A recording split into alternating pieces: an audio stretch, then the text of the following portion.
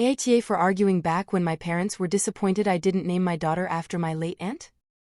My aunt died 2 weeks before I got pregnant.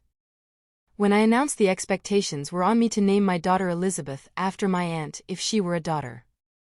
My aunt had Down syndrome and was so beloved and special to our family. I adored her too. But I never wanted to name my daughter Elizabeth. I had my own reasons from not liking the name Elizabeth, and my husband feels the same, to us wanting to give our child their own name that is not a family name. I told my family during my pregnancy that if my baby was a girl, she would not be named Elizabeth, and I refused to communicate about it afterward.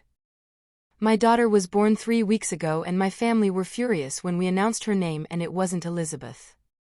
They believed I would change my mind between when I told them and the birth.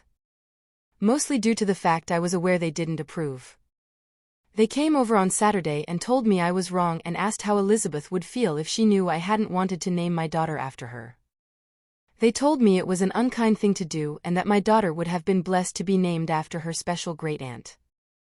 I told them talking like that is one of the reasons I wouldn't want that.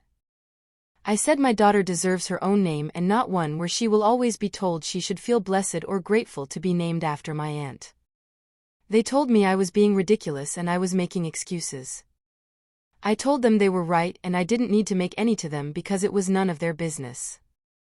They wouldn't let up, so I told them to go and not to reach out unless they can accept my daughter is not Elizabeth. My family told me arguing with them was not the way to conduct myself. They argued first, but I did argue back, so I am wrong?